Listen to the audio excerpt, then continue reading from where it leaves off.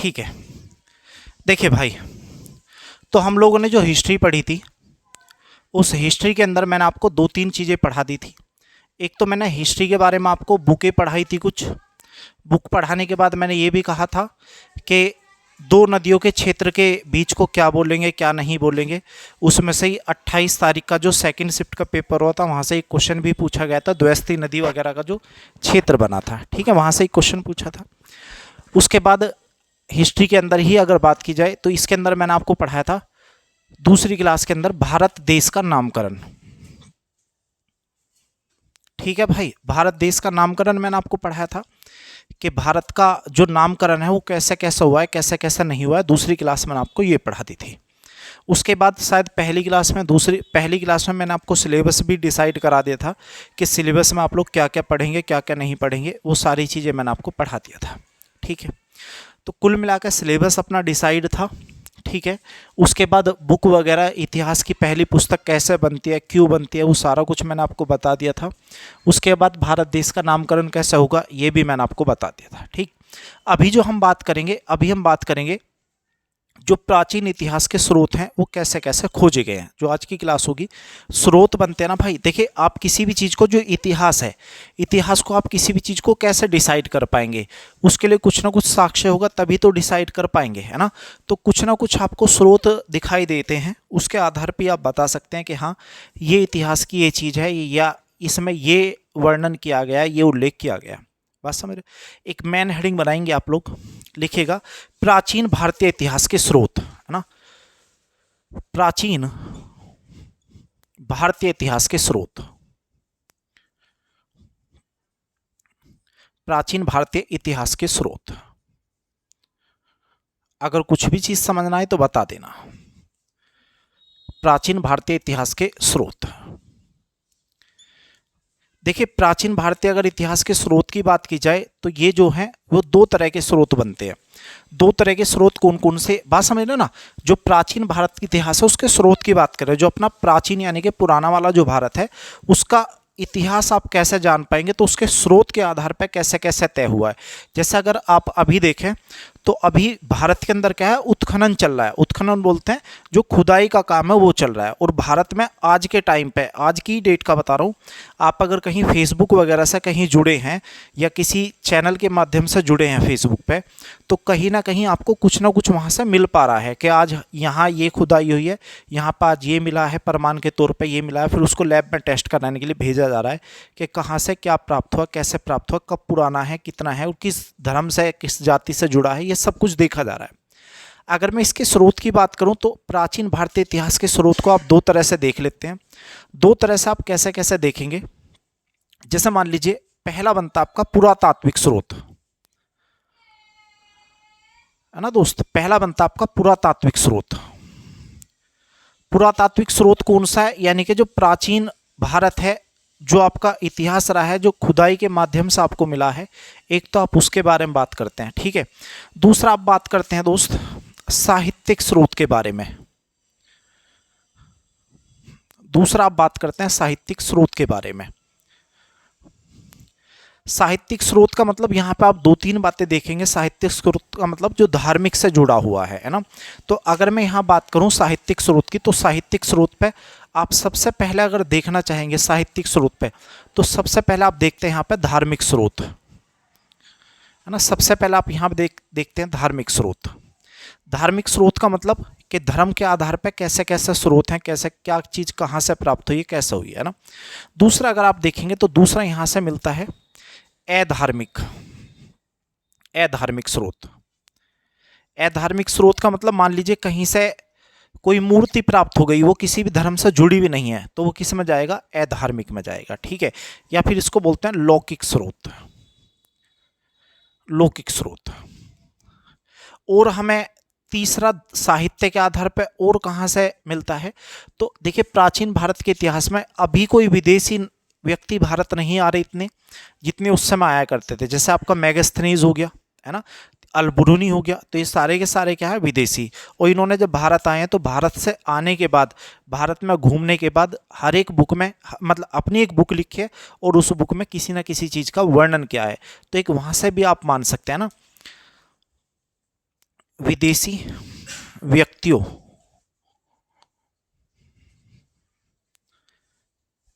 का आगमन के आधार पर वर्णन। बात समझ गए दोस्त, इस आधार पे भी आप वर्णन कर सकते हैं। अब धार्मिक स्रोत के आधार पर क्या क्या चीज भारत में देखी जा सकती है, ठीक है, क्या क्या चीजें देखी जा सकते हैं। तो धार्मिक स्रोत के आधार पर आप 2-3 चीजें देख लेते हैं ना। एक तो आप देख लेते हैं ब्राह्मण धर्म, है ना। ब्राह्मण धर्म आप लोग सभी जानते होंगे, जो ब्राह्मण वेद वगैरह चलते हैं, इन पर कुछ ना कुछ आपको साक्ष्य मिलते हैं, ठीक है। दूसरा आप देख सकते हैं यहाँ पे आप बौद्ध धर्म देख सकते हैं, ठीक है, आप बौद्ध धर्म देख सकते हैं। बौद्ध धर्म में भी क्या है, बौद्ध धर्म में भी कुछ ना कुछ आपको मान्यता मिलती है कि हाँ ये भारत के इतिहास के साथ जुड़ा है। तीसरा आप यहाँ पे जैन धर्म देख सकते हैं। जैन धर्म में भी ये मान्यताएं हैं कि हाँ जैन धर्म में भी कुछ ना कुछ आपको मिला है। जैसे पिछली क्लास में मैंने आपको पढ़ाया होगा, या गोमतेश्वर बाहुबली वगैरह पढ़ाए होंगे, या भारत का नाम पढ़ाया होगा, या फिर और अदरवाइज और भी चीज़ है। जैसे मान लीजिए एक मंदिर आपका दिलवाड़ा जैन मंदिर, तो दिलवाड़ा जैन मंदिर जो है प्राचीन भारत का इतिहास है। तो कुछ ना कुछ यहाँ से मिला है। तो ये इतिहास के स्रोत रह सकते हैं, धार्मिक स्रोत हो सकते हैं, अधार्मिक हो सकते हैं, विदेशी व्यक्तियों के आगमन के आधार पर कुछ ना कुछ वर्णन किया गया है, एक ये हो सकता है। धार्मिक स्रोत के आधार पर ब्राह्मण धर्म हो सकता है, बौद्ध धर्म हो सकता है, और जैन धर्म भी बन सकता है, ठीक है। अगर पुरातात्विक की बात करूं तो पुरातात्व में सबसे पहले आप लोग सभी जानते हैं पुरातात्व का मतलब क्या होता है। पुरातात्व का मतलब ये होता है जो खुदाई से संबंधित काम है, जो उत्खनन से संबंधित काम है ना, या फिर जो कुछ ना कुछ पुरानी चीजें मिल रही है वो पुरातात्व विभाग अपने पास रख लेता है ना। तो मान लीजिएगा जैसे अभिलेख, सबसे बड़ा जो स्रोत है पुरातात्विक का वो आपका क्या है, अभिलेख है। आप अभिलेखों के माध्यम से भी ये बता सकते हैं कि भैया ये अभिलेख कहाँ का है, कैसा नहीं है ना। जैसा आपका अशोक है ना, अशोक के अभिलेख, अगर आप अशोक के अभिलेख देखेंगे तो अशोक के अभिलेख में भारत का इतिहास बहुत ज़्यादा देखने को मिलता है। अभिलेख और भी अशोक से संबंधित, लेकिन मौर्य काल में जो अभिलेख लिखे गए हैं उसमें सबसे ज़्यादा भारत का इतिहास है। अगर और भी आप देखना चाहें तो आप यहाँ पे देख सकते हैं मुद्राएं। आप सभी जानते होंगे मुद्राएं, जो भी शासक आया उसने अपनी अलग पर्सनल मुद्रा चलाई थी, है ना। किसी ने शीशे के सिक्के चला दिए, किसी ने चांदी के चला दिए, किसी ने तांबे के चला दिए, किसी ने अपना चमड़े के सिक्के चला दिए। तो ये अलग अलग सिक्के हैं जिनसे स्रोत के माध्यम से आपको पता चलता है। तीसरा, सिक्के हो सकते हैं, एक तो मुद्रा होती है, एक क्या होता है, एक सिक्के हो सकते हैं। अपने अपने अलग अलग पर्सनल सिक्के चला रहे, एक अलग अलग पर्सनल मुद्रा चला रहे हैं। बात समझ रहे। एक क्वेश्चन था, मैंने आपको अगर वो पढ़ा हो जाकर, जो आपने फोटो कॉपी ली थी करंट अफेयर्स वाली, उसके अंदर एक क्वेश्चन था, बताइए वो कौन सा देश है जिसने अपने नोटों से अपने जो शासक वगैरह उसकी तस्वीर हटा दी है। बताइए कौन सा देश था, बोलो। वो कौन सा देश है जिसने अपनी मुद्रा से अपने शासकों का तस्वीर या चित्र हटा दिया है। बताइए कौन सा देश है, बोलिए, बोलो कौन सा है। एक आप देख सकते हैं इसके अंदर मृतभांड है भाई, मृतभांड आप पढ़िए भाई। मृतभांड, देखिए मृतभांड क्या होता है, जो मिट्टी के मृतभांड हम आपको अलग से सेपरेट पढ़ाएंगे। मृतभांड क्या होता है, जब पुरापाषाण काल वगैरह आप पढ़ेंगे, पुरापाषाण काल, मध्यपाषाण काल और नवपाषाण काल जब आप पढ़ेंगे तो मैं आपको मृतभांड पढ़ाऊंगा। मृतभांड का मतलब क्या होता है, मृतभांड बोलते हैं जो मिट्टी के बने हुए बर्तन होते हैं, उनको उस समय मृतभांड के नाम से जानते थे। तो यानी कि ये जो चीज़ें मिट्टी से मिलकर बनी होगी, अगर मृतभांड है तो अगर ये मिट्टी से मिलकर बनी है तो कहीं ना कहीं इसको आप अवशेष के नाम से भी जानते हैं, है ना दोस्त। अवशेष आप किसको बोलते हैं, अवशेष आप उसको ही तो बोलते हैं जो चीज़ जल गई है, जलने के बाद जो बचा हुआ है उसको आप लोग क्या बोलते हैं, उसको आप लोग अवशेष बोलते हैं, ठीक है। और इसके अंदर क्या हो सकता है, और इसके अंदर आप 5वें नंबर पे चित्रकला देख सकते हैं। चित्रकला से भी साक्ष्य मिलते हैं। फॉर एग्जाम्पल आप अजंता की गुफाएं ले लीजिए, एलोरा की गुफा ले लीजिए, उसके बाद आप और भी ले सकते हैं गुफा। जैसे मध्य प्रदेश की आपकी कौन सी है, भीमबेटका गुफा, कब शामिल की गई यूनेस्को में, 2003 में, है ना, 2003 में यूनेस्को में शामिल है ना। आप उसको ले सकते हैं। आप और ले सकते हैं, आप मूर्तिकला ले सकते हैं, मूर्ति कला का मतलब जो नई नई आपको मूर्ति मिल रही है, कहीं से कांसे की मूर्ति मिल गई है, कहीं से तांबे की मूर्ति मिल गया, कहीं से रथ प्राप्त हो गया, कहीं से कुछ प्राप्त हो गया, तो ये सारी चीज़ें हैं। और अगर आप और लेना चाहें तो भाई, और आप यहाँ तक दिखाई दे रहा है इसमें, ठीक है। अगर आप और लेना चाहें तो जैसे मान लीजिए स्मारक है ना, स्मारक आप ले सकते हैं। स्मारक जानते हैं ना, स्मारक आप कहीं अगर घूमने जाएंगे तो घूमने, जैसे मान लीजिए आप अमृतसर जा रहे हैं वाघा बॉर्डर पे, तो अमृतसर में गोल्डन टेम्पल के पास ही ठीक क्या बना हुआ है, वहाँ पे जलियांवाला बाग बना हुआ है। तो अगर जलियांवाला जो बाग बना हुआ है भाई, तो वहाँ अगर आप देखेंगे तो जलियांवाला बाग में क्या है, वहाँ पे वो सारे के सारे स्मारक ही तो हैं। वहाँ जब जाएंगे आप तो वहाँ पे आपको पूरी कहानी लिखी हुई दिखाई देगी कि हाँ यहाँ पे ये हुआ था, ये इस दिन घटना घटी थी और इस तरह से इतने लोग मारे गए थे, वहाँ सब कुछ घटना होगी, है ना।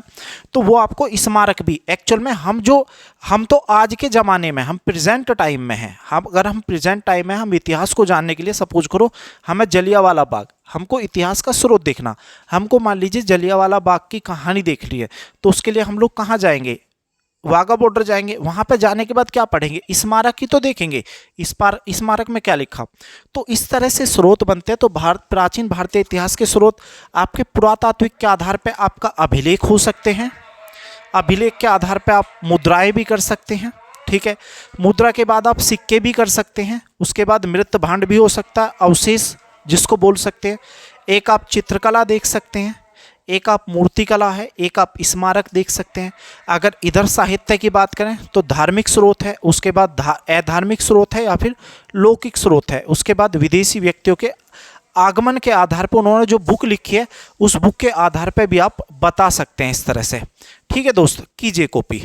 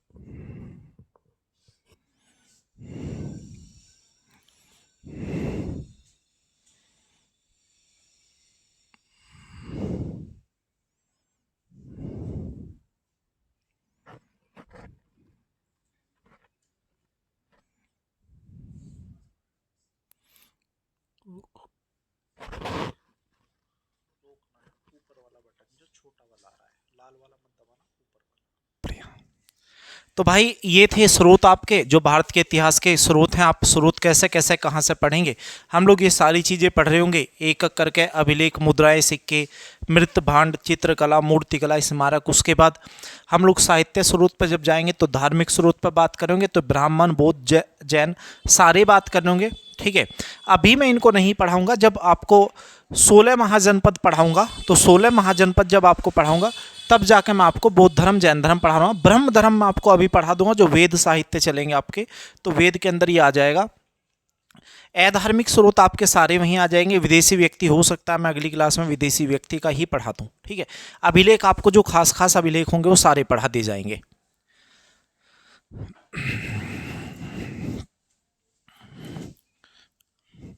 देखिए, अगर मैं बात करूं पुरातत्व की, है ना दोस्त, अगर बात करूं पुरातत्व की, तो पुरातत्व आप किसको कहेंगे, है ना, पुरातत्व आप किसको कहेंगे।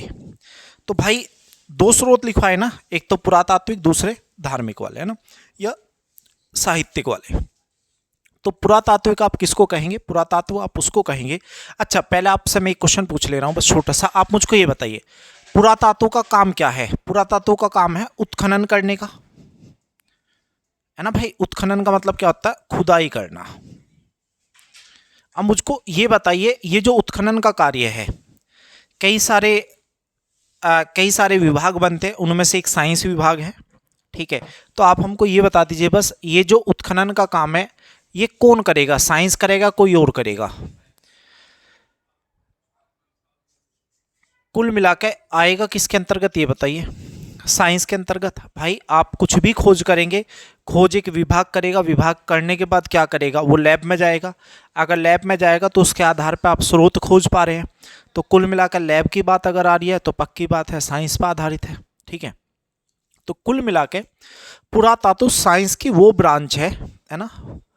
पुरातात्व साइंस की वो ब्रांच है भाई, पुरातात्व साइंस की वो ब्रांच है जिसके अंतर्गत पृथ्वी के गर्भ में छिपी जानकारी को प्राचीन लोगों के भौतिक सब्जेक्ट से या फिर भौतिक जीवन से जोड़ता है। बात समझ में आ गई? यानी कि साइंस की वो ब्रांच जिसके अंतर्गत पृथ्वी के अंदर छिपी हुई चीज़ों को खोजा जाएगा, खोजने के बाद उनके प्राचीन जो जीवन है उसके भौतिक गुणों के बारे में जानकारी प्राप्त की जाएगी। तो उसको आप लोग किस नाम से जानते हैं? उसको जानते हैं आप लोग पुरातात्व के नाम से, ठीक है। लिखिए एक लाइन, पुरातात्व लिखिएगा और एक लाइन लिखिएगा पुरातात्विक स्रोत, पूरा लिखिएगा ऐसा, पुरातात्विक स्रोत, पुरातात्विक स्रोत है ना, पूरा ऐसे लिखिएगा, पुरातात्विक स्रोत, पुरातात्विक स्रोत।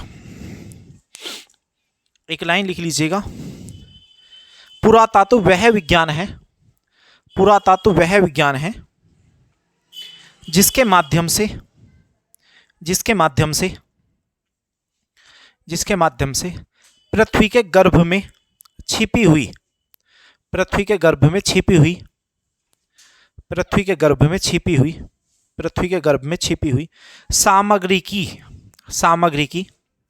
पृथ्वी के गर्भ में छिपी हुई सामग्री की खुदाई कर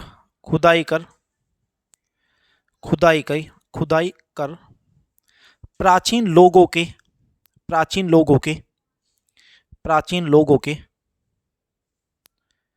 भौतिक जीवन का ज्ञान प्राप्त किया जाता है। प्राचीन लोगों के भौतिक जीवन का ज्ञान प्राप्त किया जाता है, ज्ञान प्राप्त किया जाता है।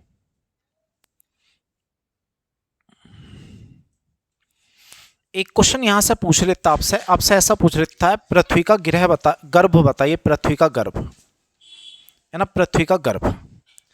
या फिर आपसे ऐसा पूछ लेता है, पृथ्वी का गर्भगृह आपसे पूछ लेता, गर्भगृह। तो पृथ्वी का गर्भगृह, अब पृथ्वी का गृह जो है वो किसको बोलते हैं? तो आप बताएंगे 33 सागर, है ना भाई, आप बताएंगे 33 सागर। इसका कोई लेना देना यहाँ पे फिलहाल है नहीं, लेकिन एडिशनल तौर पे, क्योंकि ज्योग्राफी के अंतर्गत जब पढ़ाया जाएगा, जब आपको हिमालय पढ़ाते हैं, है ना। तो 33 सागर में है। तो एक क्वेश्चन यहाँ से और आपसे पूछ लेता है, आपसे ऐसा पूछ लेता है कि हिमालय बनने से पहले वहाँ क्या था, है ना। तो हिमालय बनने से पहले वहाँ 33 सागर था। हिमालय बनने से पहले वहाँ 33 सागर था, 33 सागर था। एक एडिशनल के तौर पे आप कहीं और लिख लीजिएगा इसको, है ना, कहीं और। इसका कोई लेना देना नहीं है इस टॉपिक से। ये क्वेश्चन आया गृह वाला या गर्भ वाला, तो इसलिए मैंने लिखवा दिया है कि पृथ्वी का गर्भ या पृथ्वी का गर्भगृह बोलते हैं 33 सागर को। और जहाँ हिमालय आज के टाइम है, वहाँ पे पहले क्या था? वहाँ पे 33 सागर हुआ करता था, लेकिन ये दो भाग में टूट गया था। एक अंगारा लैंड बन गया था, दूसरा गोंडवाना लैंड बन गया था, ठीक है। कर लीजिएगा इसको।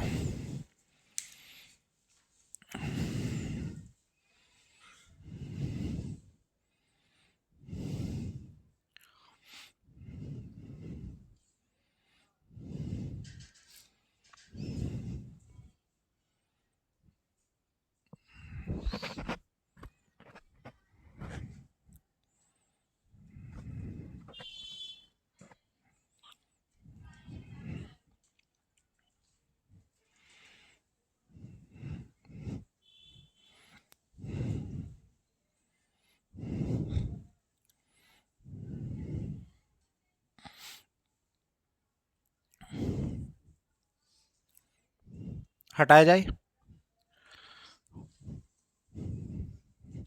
एक विभाग बनता है भारतीय पुरातत्व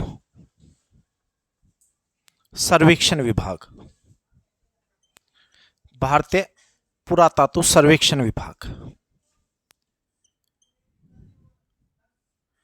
ये जो विभाग है भाई, है ना, ये जो विभाग है इसका काम क्या है, जितने भी उत्खनन के काम हो रहे हैं भारत के अंदर सारे के सारे जिम्मेदारी किसके पास है, इसके पास सारी जिम्मेदारी है। ठीक है, अगर मैं इसकी स्थापना की बात करूँ, इसकी स्थापना कब हुई है, तो आप बताएंगे इसकी जो स्थापना हुई थी वो हुई थी 1861 में। ठीक है, 1861। इसके बाद यदि बात करूँ इसका जो मुख्यालय है, इसका मुख्यालय कहाँ पे है, तो इसका मुख्यालय आपका बनता है नई दिल्ली में। इसका मुख्यालय आपका नई दिल्ली में है। इसके बाद यदि बात की जाए, मैं कहूँ कि इसके पहले महानिदेशक कौन थे, पहले महानिदेशक, तो पहले महानिदेशक की यदि बात करूं तो ये बनते हैं अलेक्जेंडर कनिंघम। Alexander Cunningham. और यही अलेक्जेंडर कनिंघम का नाम आप बार बार सुनेंगे जब तक हिस्ट्री पढ़ाई जाएगी, क्योंकि जितनी भी खोजें हुई हैं उसमें सभी में इनका नाम आपको जुड़ा हुआ दिखाई देगा ना।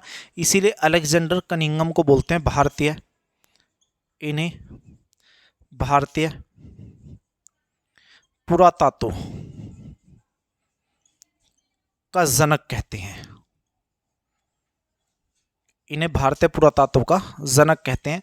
अच्छा, एक क्वेश्चन जो लेटेस्ट आपका पैटर्न में है, लेटेस्ट पैटर्न में ये है, आपसे ऐसा पूछ ले रहा है कि मान लीजिए जैसे योग है ना, योग है वो किस मंत्रालय के द्वारा कराया जा रहा है ना, मंत्रालय एक पूछ रहे हैं, है ना, तो उसमें शायद इसमें भी था आपका जो पैट वाला पेपर हो, है ना, इसमें ये तो भारतीय पुरातत्व सर्वेक्षण जो विभाग है, आप ये किसके अंतर्गत आता है, तो आप बताएंगे यह विभाग सांस्कृतिक, मोस्टली आपका सांस्कृतिक ही बनता है सबका, ना, सांस्कृतिक मंत्रालय के अंतर्गत आता है, मंत्रालय के अंतर्गत आता है। ठीक है जी, कीजिए भाई। इसके बाद आगे कहानी बता रहा हूं।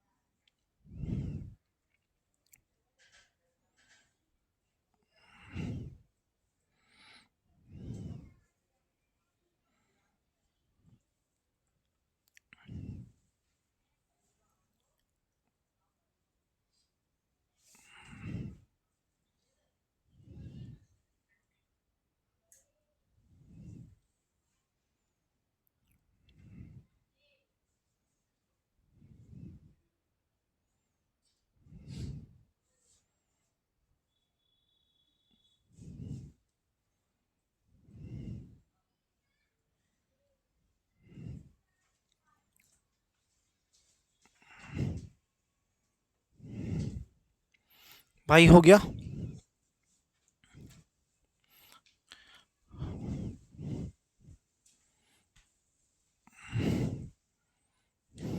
हो गया यहाँ तक।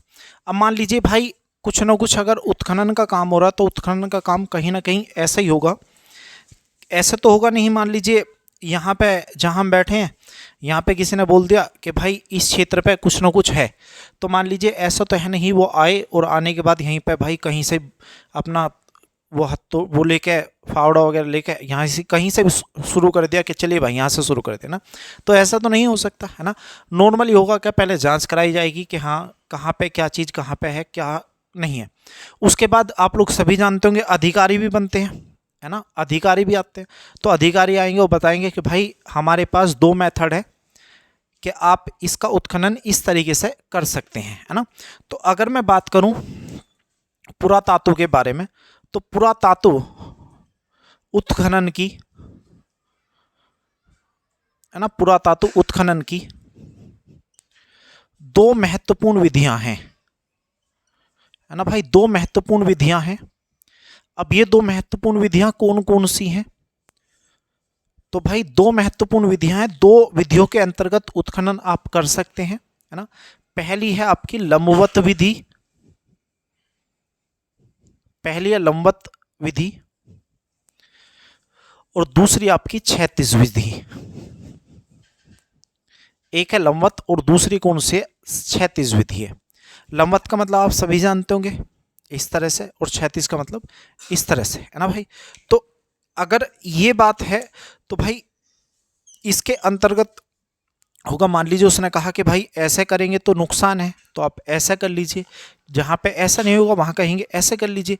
तो इस तरह से 2 विधि बताई गई हैं भारतीय पुरातत्व में, फिर वर्ल्ड में जो भी हो रहा है पुरातत्व उत्खनन के बारे में। जो लंबवत विधि है इसको तो कहा है भारतीय, इसे भारतीय रेल समय सारणी कहा गया है।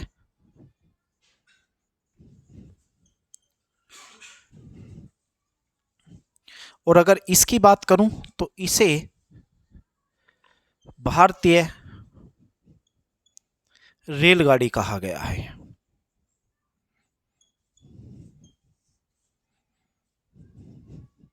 यानी कहने का मतलब ये, इसमें आपका डिसाइड होगा कि हाँ कैसे कैसे चीज़ें चलनी है, और इसमें क्या होगा, इसमें चीज़ें एक दूसरे से लिंक होगी कि पहले ये हो गया तो उसके बाद आप इसको कर लीजिए, इसके बाद इसको कर लीजिए, ठीक है।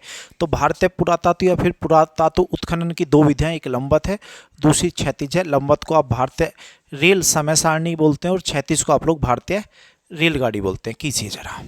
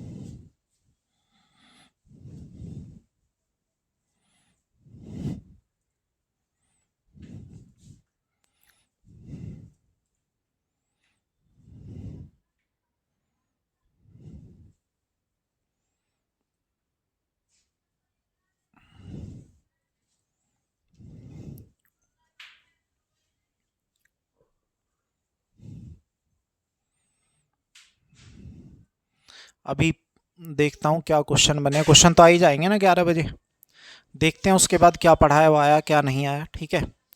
अगर उससे जो लिंक होंगे क्वेश्चन, कोशिश करूँगा कि वो करा दूँ, है ना, दिन में करा दूंगा, यूट्यूब पे ही करा दूंगा। भाई हो गया, मेरी बात सुनिए आगे।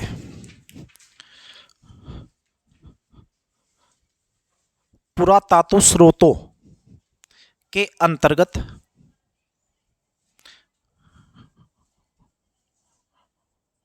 चार प्रकार के स्रोत आते हैं, 4 प्रकार के स्रोत आते हैं, है ना भाई। 4 प्रकार के स्रोत आते हैं। ये 4 प्रकार के स्रोत कौन से, तो आपने देखा था 7 स्रोत लिखवाए थे, लेकिन 7 में से हम एक साथ जोड़ देंगे तो 4 बना ले रहे हैं, ठीक है। देखिए सबसे पहला आपने पढ़ा था क्या बाबू, अभिलेख पढ़े थे ना, अभिलेख, है ना भाई। दूसरा आपने पढ़ा था सिक्के या फिर मुद्राएं, इसको हम एक साथ ज्वाइंट कर लेंगे, इसको कॉइन्स बोलेंगे, ठीक है। तीसरा आपने पढ़ा स्मारक, ठीक है। स्मारक के बाद आपने एक देखा होगा चित्रकला या फिर क्या, मूर्तिकला, चित्रकला एवं मूर्तिकला, इसको भी हम लोग एक साथ पढ़ ले रहे हैं। बात समझ गए भाई। तो इसके अंतर्गत हम लोग 4 चीज़ें पढ़ेंगे। एक तो अभिलेख पढ़ेंगे, एक सिक्के मुद्राएं पढ़ेंगे, दूसरा स्मारक पढ़ेंगे, तीसरा चित्रकला और मूर्तिकला पढ़ेंगे। ठीक है दोस्त, इसको लिख लीजिए। एक एक लाइन में आपको यहाँ लिख दे रहा हूँ दोनों के अंतर्गत बड़े अच्छे से। एक तो आपसे पूछ लेता अभिलेखों का अध्ययन क्या कहलाएगा, एक आपसे पूछ लेता सिक्कों का अध्ययन क्या कहलाएगा ना। लिख लीजिएगा इसको।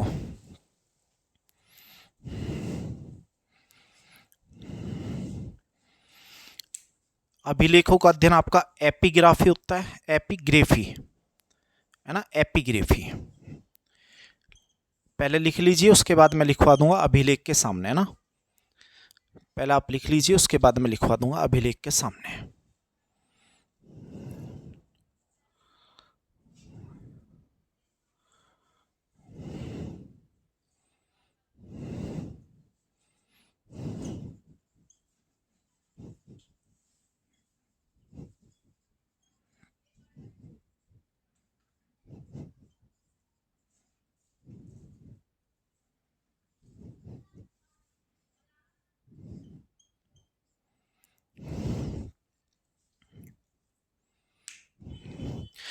अभिलेख के सामने आप लिख लीजिएगा एक लाइन। अभिलेख के अध्ययन को एपिग्राफी बोलते हैं। अभिलेख के अध्ययन को एपिग्राफी बोलते हैं। एपिग्राफी, एपिग्राफी कहते हैं ना, कहते हैं, लिख लीजिएगा। सिक्के या मुद्रा के नीचे लिख लीजिएगा या सामने लिख लीजिएगा। सिक्कों के अध्ययन को न्यूमिस्मैटिक्स कहते हैं। न्यूमिस्मैटिक्स कहते हैं। न्यूमिस्मैटिक्स कहते हैं। स्टडी ऑफ कॉइन आपको इंग्लिश में भी मिल सकता है, लिखा है ना न्यूमिस्मैटिक्स। न्यूमिस्मैटिक्स से जहाँ मिल जाए समझ जाना सिक्कों से संबंधित बात हो रही है। देखिए भाई, मुद्रा शास्त्र का जनक आपसे पूछ लेता पेपर के अंदर। मुद्रा शास्त्र का जनक, तो मुद्रा शास्त्र का जो जनक है आप बताएंगे कौन है? James Prinsep. जेम्स प्रिंसेप को आप लोग जानते हैं किसके नाम से भाई? किसके जनक के रूप में? मुद्रा शास्त्र के जनक के रूप में। और यही जेम्स प्रिंसेप होगा जो सबसे पहले अशोक के शिलालेखों को पढ़ने वाला पहला अंग्रेज बनेगा। 1837 में इसने अभिलेख पढ़े थे। ठीक है, इसके बाद टर्नर आएगा, लेकिन 1837 में सबसे पहले इसी ने पढ़ा था ना। लिख लीजिएगा, मुद्रा शास्त्र का जनक कहते हैं किसको भाई? जेम्स प्रिंसेप को, है ना, जेम्स प्रिंसेप। जेम्स प्रिंसेप लिखा। एक और लिख लीजिएगा आप एडिशनल के तौर पे।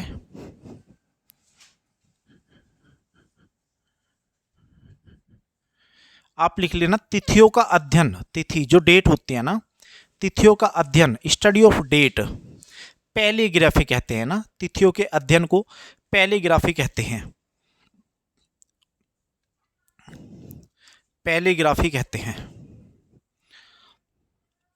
पैलीग्राफी कहते हैं। लिख लिया भाई, पैलीग्राफी कहते हैं। ठीक है दोस्त, तो इसको यहीं छोड़ रहे, बाकी का जो भी है अगली क्लास में देख लेंगे। ठीक है भाई।